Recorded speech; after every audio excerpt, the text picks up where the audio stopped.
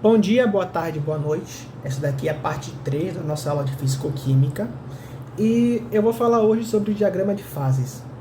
O diagrama de fases, diferente, do gráfico anterior, ele não nos mostra como a temperatura altera ao decorrer do tempo, como é que a alteração da temperatura vai afetar a substância ao decorrer do tempo. Não. O que ele vai nos mostrar é como a pressão e a temperatura interagem entre si. Por exemplo, vocês estão vendo essas retas vermelhas, vermelha, branca e azul?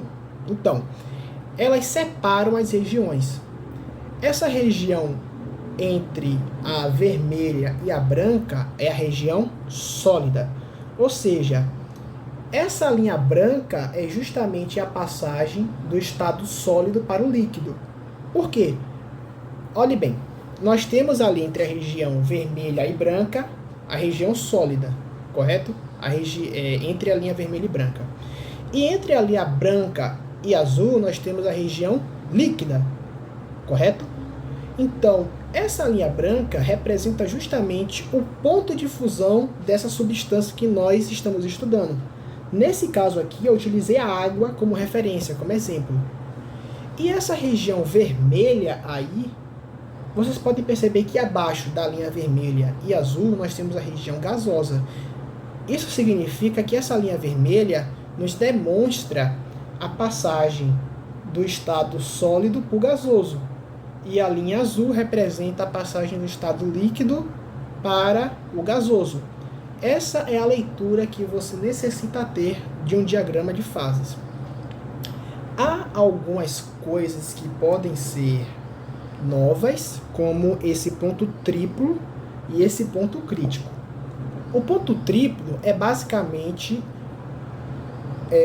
o momento, que os estados sólido, líquido e gasoso coexistem, ou seja, você não consegue diferenciar quem é sólido e quem é líquido. Basicamente isso. E essa condição é tão específica que ela só ocorre a 0,006 atm, ou seja, pressão atmosférica, e a 0,01 graus Celsius. É basicamente isso daí, tudo bem? E também é o ponto crítico. Vocês percebem ali que o ponto crítico está entre a região líquida e gasosa? Então, nesse caso daí, o ponto crítico é quando não é uma passagem do estado líquido para o gasoso, e nem do gasoso para o líquido. O ponto crítico é quando nós não conseguimos diferenciar o que é líquido e o que é gasoso. Você vai ver aquela substância ali a 218 atm e a 374 graus Celsius, por exemplo, um reservatório, você está vendo aquilo dali a partir de uma janela. A partir do momento que você vê aquilo dali, você não consegue saber quem é líquido e quem é gás. E isso é muito utilizado para transferir o CO2. Eu posso estar errado, mas, se eu não me engano, é justamente isso daí. Tudo bem?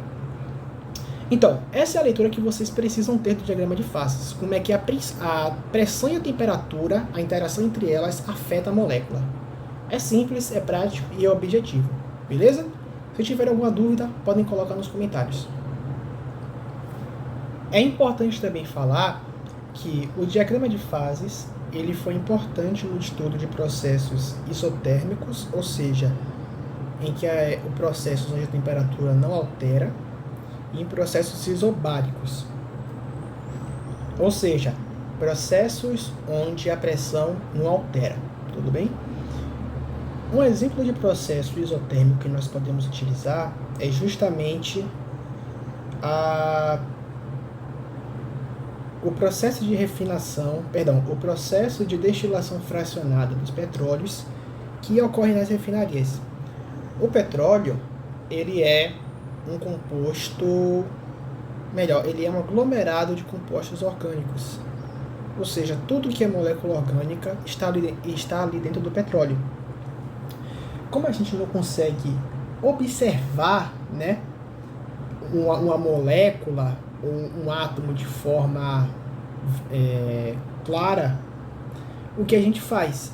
Bem, já que o petróleo ele é um aglomerado de recursos orgânicos e é como se o CPF deles fossem iguais, entendeu? Quase iguais, só mudasse o número.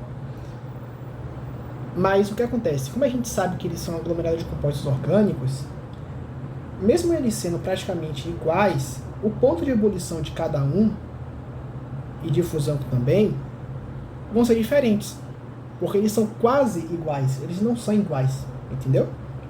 Então, no caso, em sua estrutura molecular, tá? Então, o que ocorre? Quando acontece isso daí, nós utilizamos de processos isotérmicos para pegar esse ponto de ebulição, entendeu? Desses compostos. E quando nós sabemos o ponto de ebulição, a gente consegue fazer engenharia reversa. Como assim?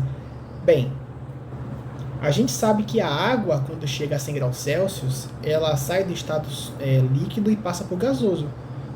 Mas a gente também sabe que abaixo disso, abaixo de 100 graus Celsius, se a água tiver uma temperatura acima de 100 e baixar, ela sai do estado gasoso e para o estado líquido, entendeu?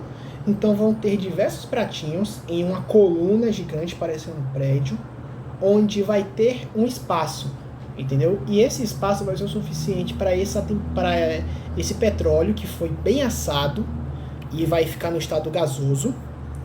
Olha a fisicoquímica agindo aí. Estado gasoso significa que forneceu energia suficiente para essas ligações intermoleculares se desfazerem, beleza? Então, quando esse gás, né, o petróleo já em formato de gás, que vai estar tudo separado, encosta nesse pratinho, se for o ponto, se tiver na temperatura do ponto de ebulição deles, o que acontece? Eles voltam a ser líquido. E o que é gás continua subindo. É basicamente isso daí. Eu vou deixar um vídeo nos comentários se eu conseguir encontrar sobre esse processo, mas é muito legal e é basicamente isso daí. Na próxima aula eu vou falar sobre misturas eutéticas e misturas azeotrópicas. E se eu não me engano, depois da próxima aula, ou depois da próxima aula, já finalizo o assunto. Espero que tenham gostado. Qualquer dúvida, coloque nos comentários que quando eu estiver disponível eu respondo. E um beijo no coração de vocês.